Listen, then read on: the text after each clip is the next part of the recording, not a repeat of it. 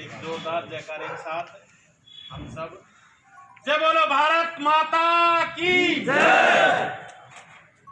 आज कोटपुतली में आरएलपी का जो दूसरा स्थापना दिवस, आप सभी कार्यकर्ता यहाँ आए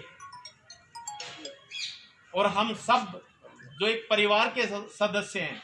आरएलपी पार्टी नहीं, एक परिवार है और इस परिवार का मुख्य उद्देश्य है कि राजस्थान के अंदर चाहे किसानों की बिजली माफी की बात हो,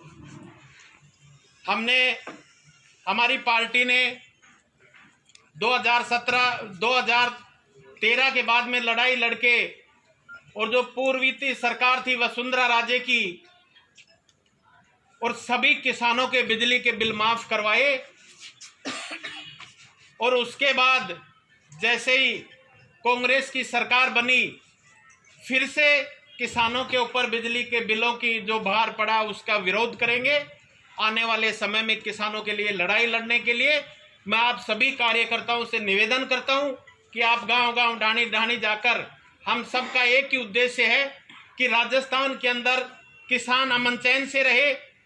राजस्थान के अंदर मजदूर, जो हमारे मजदूर भाई हैं, जो गरीब तबका है, उन सब की भावनाओं के अनुरूप आरएलपी का एक प्रत्येक कार्यकर्ता अपनी क्षमता के अनुसार ये कार्य करके हम राजस्थान की जो सोई हुई सरकार है उसको जगाने का काम करेंगे।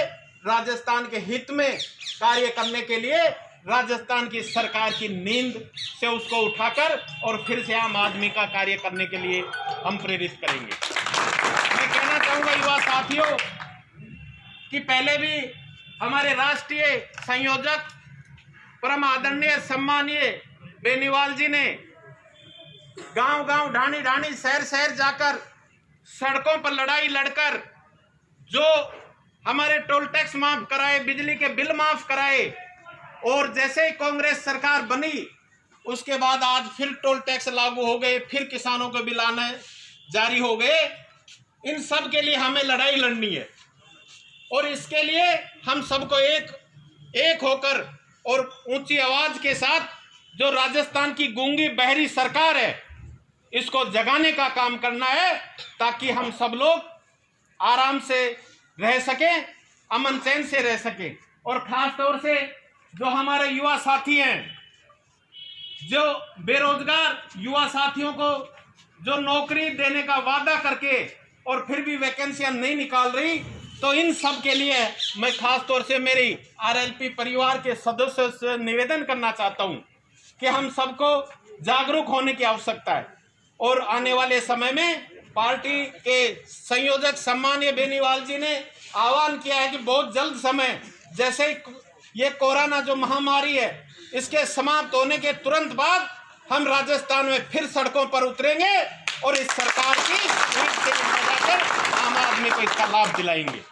साथियों, एक बात और कहना चाहूंगा कि जिस प्रकार से पहले बिजली का बिल 2 महीने का किसी के 300 आता था, किसी के 400 आता था, आज 1 महीने का बिल 1100, 1200 का आ रहा है।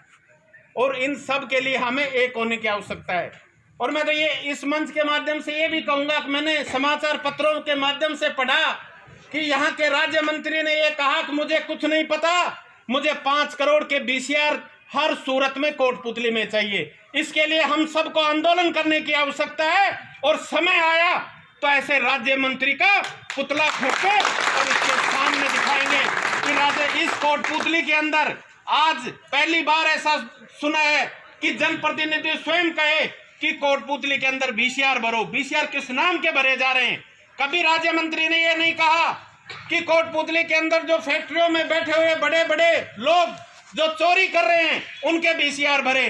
कभी उसने ये नहीं कहा कि खुद का जो स्कूल का बिल इतना अधिक आया लेकिन उसको भी सिर्फ बहुत कम करवा लिया, तब तो उसने नहीं कहा कि अगर मैं चोरी कर रहा हूं तो मैं भी इसको भरूंगा। इन सब के लिए हमें आवश्यक है कि हम सब लोग सजग रहें और आने वाले समय में इन सब बातों के लिए हम जब तक परिवार के सदस्य एक रहेंगे तभी हम ये 3 साल निकाल पाएंगे। न वरना आप लोग सोच रहे हो कैसी स्थिति इस कोटपुतली के अंदर बनी हुई है। और पुनः मैं सभी मेरे नौजवान साथियों का, बुजुर्गों का और जितने भी जनप्रतिनिधि आए उनका तहे दिल से स्वागत करता हूं कि हम सब लोग को आम राजस्थान के विकास के लिए, राजस्थान में भाईचारा कायम हो, इसके लिए हम सब लोगों को संघर्ष के लिए जब भी सम्मानीय बेनीवाल जी का आदेश मिलेगा हम लोग सड़कों पर उतरकर इस गूंगी बहरी सरकार को उठाकर और आम आदमी के विकास के लिए काम करने के लिए प्रेरित करेंगे। आप सब लोग यहाँ आए उनके लिए बहुत बहुत धन्यवाद। जय जवान जय किसान। राम राम साहब।